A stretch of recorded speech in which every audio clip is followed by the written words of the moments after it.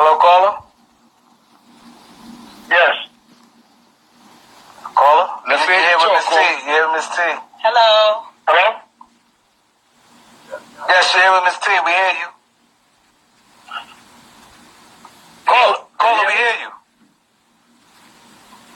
Caller. Can you hear me? Yes. Yeah, we hear you. I just wanted to tell Miss T I love the book, Miss T. Oh, thank you. This is Alpo. Who? Alpo? Alpo. Oh, yes. Okay. Hi. I love the book. Oh, thank you, Alpo. Okay, we love the book. Any questions you have for Miss T? Oh. Okay. Okay.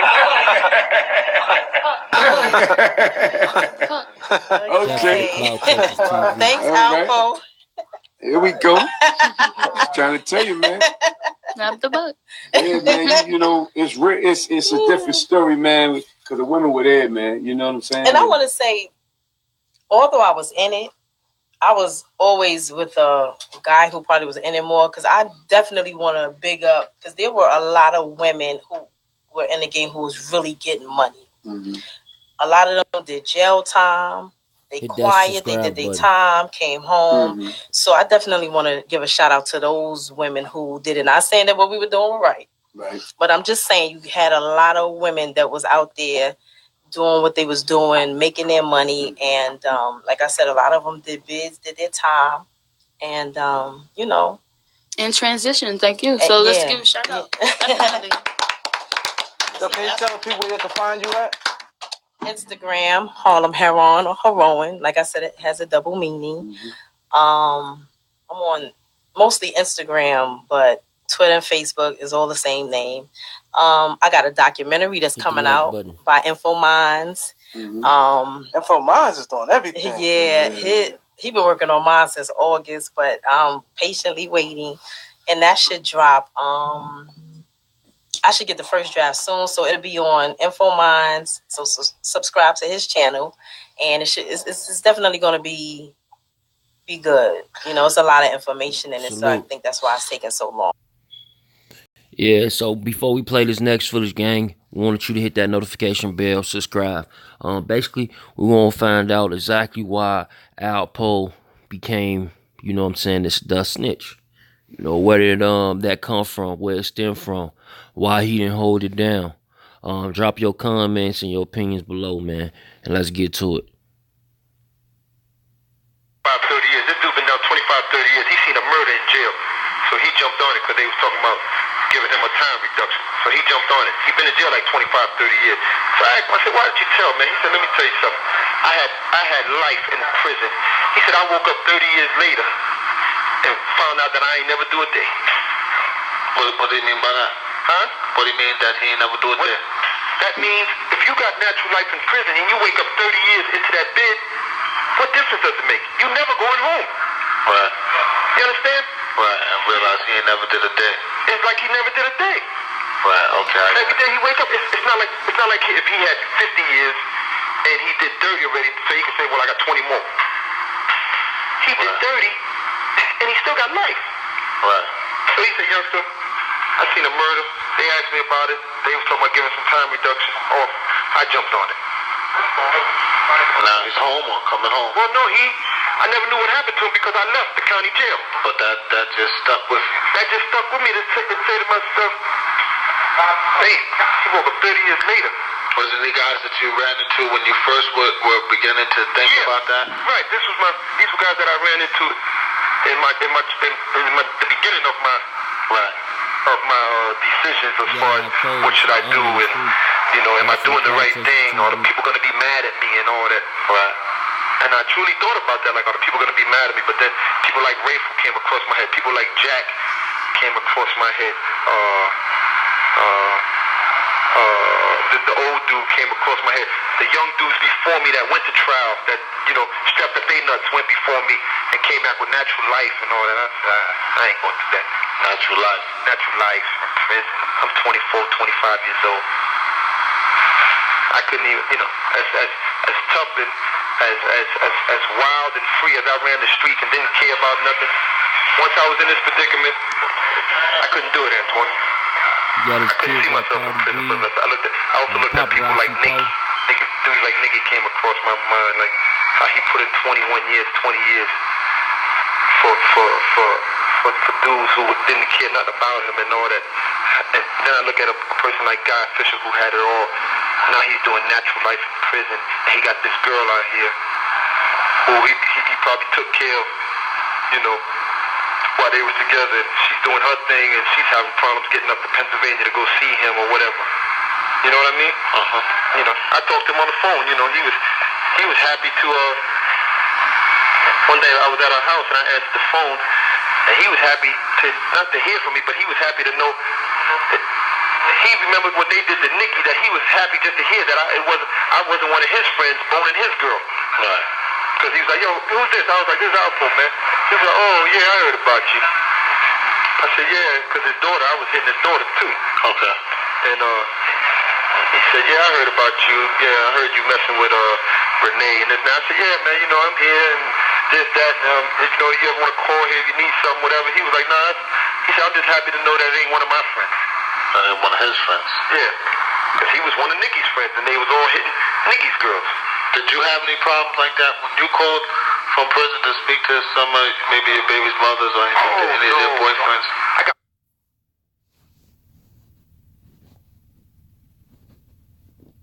And all that. Okay. And so that happened there. I had an opportunity with. Well, I don't know, not really had an opportunity, but we had Puff Daddy, D Ferg, and them the same gang. They had Puff Daddy in that circle. Right. He was in their circle for a minute because my man D Ferg was the one who did that cat for Uptown. I don't know if you know their logo. It's the cat. Okay. Yeah, so D Ferg, he's a good artist and all that. Him and Mike Cock, and they did that logo for him. So he got to meet the kid Puffy and the kid Puffy. Him and the kid Puffy was cool or whatever. And he was in that same gang circle for a minute, but I don't know whatever happened. And he was right there. I mean, I didn't even recognize his talent for what he was capable of doing. You know, if he wasn't talking about buying any bricks or nothing, I didn't really have too much to say to him. Right. And he wasn't that tough kind of cat. He was just cool. And we met, we hung out once or twice. I remember going to a party with him at a joint, and he invited us, and when we all went down there. When we got down there, we were supposed to be on the guest list, and they were like, who are you? You know, they like stopped us at the door, and him also was like, yo, ain't no guest list for no Puff Daddy and all these people. So I'm like, yo, don't even worry about it, man. I'm gonna pay for everybody. It was probably about 7, 8 of us.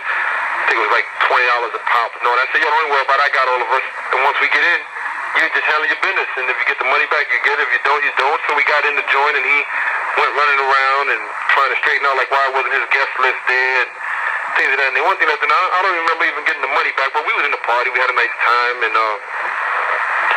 we left the joint. And the next time and then it was one time on 144th Street, my man Tone Wop had some problems with somebody, and some kids from the east side off of 132nd and Madison, and they came shooting my man. They came, Tone Wop? Yeah. Okay, they came shooting Tone's Wop car on 144th Street where we started hanging out at. Okay. And kids from the east side was shooting his joint up, so one of the kids ran past me, and I grabbed him by the neck and yoked him up and was choking him. And choked him out. This was the kid with the pistol. Okay. I just choked him out, and he fell on the floor, and we took the gun from him, and Puffy was there. Puffy was there with his little dudes he used to hang out. He got shot in the foot, I believe. Or somebody in his crew got shot in the foot. They had a white MTV van. But the kid was just busting. And so I saved Tone Wop from that situation, and Puff Daddy was there for that. And the last time I was around Puffy was down at, I don't know, I think that joint was called the Red Zone. The Red Zone? Yeah, you know that store? No, I think I heard of it. The Red Zone, I think that's downtown. Somewhere, I think that's the name of the spot. I was just coming from out of town. I had the convertible Z, and I came down there, and they was all down there, and I went up in there, and some dudes must have thought I was somebody else, and they act like they was coming to jump me and do something to me, so I kind of like slid and was like looking for D Ferg and them, because I knew they was all up in there, and the kid said something, and I just let him say whatever he was going to say, and I slid up out of there. and I seen D. Ferg, and I was like, yo, man, a bunch of these dudes just trying to say something to me. And this now I just got excited, and we went back looking for them, and I remember one of them having on some braids, and we just set it off in there. But only thing, we just set it off in there on whoever had braids on, and once the fight broke outside, there was a kid next to Puff Daddy that had on braids. And I said, man, there go one of them dudes right there. And I just went over there and knocked him out. And it was Puff Daddy's man. That was the wrong guy. And so that was the last time I really and it was Puffy Man all the time. I didn't even know. I thought he was one of the kids, but I just remember braids. Okay. And that was the last time I was with Puffy. I didn't ultimately come to. I wish I did. I would have just took all my money and just chilled. Invest. Yeah, you know, so good things happen. So and that was Teddy Riley, Puff Daddy, LL, you know, me and L was cool, but it was never a thing where, you know, we used to lend him a couple of dollars when he was financially struggling. Okay. Okay. So I'm waiting for that. So that should be coming. And as soon as I get that, I'll send you a copy of that. Okay. My plea agreement, all my procedures, things I had, what papers I had to sign to when I cooperated and all that kind of stuff. Okay. So you can get all that. Right, so they there. So you want me to call you back? No, you don't have to call. Oh, okay. Oh yeah, that's good. Hello? Yeah. Hello. You want to say hi? Yeah. Okay. This is the New York Times. Hi, this is Chris Hedges. How are you? Chris Hedges, how are you? I'm all right. I'm one of the participants in the next article. That's what I saw. Yeah. Now, do a lot of people read feds around you? Yes, very much so. Why? Well, because it's a magazine dealing with Harlem. It's dealing with the lifestyle of many young people. So they're interested in that. Right. They're interested in a lot of things that the Fed has. Even though it's a new magazine, but they're really touching on a lot of things that are really taking place. Now, do they touch on things other magazines don't? You know what? I think they get more graphic. I think they get more graphic and they get more into it, and they're actually talking to the actual people, right, who are doing the things that the people want to hear about. Like I've read like myself. I've read an article about myself in I believe it came out in Source magazine, right? And they was totally off about a lot of things. They had me in locations. They had me doing things in that magazine that I'd never done. With that magazine, you talk to them personally, and they, you know, they conversate with you, they tape you, and they actually get the true facts. Right. It's not like they get them from third party. I got you. Like my interview with them, the things I'm telling, I'm actually the person. They're not getting it from two other people or three other people. Now, what other magazines do people like? You know, if they're in a prison, is Source big or what other? Source, Vibe. Vibe? Yeah, Vibe. These are all hip hop magazines. Yeah, these are all hip hop magazines. Yeah. But they don't actually deal with like the life on the streets, do they, or do they? No, Vibe and Source are more. Vibe are more the music industry. You know, what the hip. Actually, I'll tell you what, Fed. Vibe and Source and those other magazines are actually dealing with they want to be into the streets, but they're not really coming into the streets to get the interviews. You know? They're dealing with the rappers and all that, what they're rapping about. Right. But Fed is from Harlem. Those guys are in Harlem. I got you. So I mean, interviewing rappers is very different from writing out of the streets. Yeah, interviewing a rapper and interviewing actually a convicted drug dealer with murders and all that is a lot different than interviewing Puff Daddy. Yeah. And what about the way they write? I know that they use when we write with the New York Times, we make everybody sound the same. Whereas here they're using sort of street language. Do people respond to that more? Oh no, yeah, they're talking the language of the streets. Yeah, I mean, when someone reads the Times and you write about an article, whatever, and then when they read the Fed it's our language basically. It's how we communicate in Harlem and not just in Harlem. I'm talking about any other urban, ghetto or whatever. Right. Yeah, that's the language. I mean, that's what people are. And do you think the fact that newspapers like mine don't use that language, that people just turn away from it for that reason? Yeah, because they feel, why people turn away from because they feel you're not in touch. They feel you're talking from the outside. Yeah. Looking in, when Fed is on the inside, talking out and in. Yeah. So when they look at your thing, yeah, you might put a certain word in there, they be like, oh, they don't even know what they're talking about. But Fed, they know Fed is on it. They there. Yeah.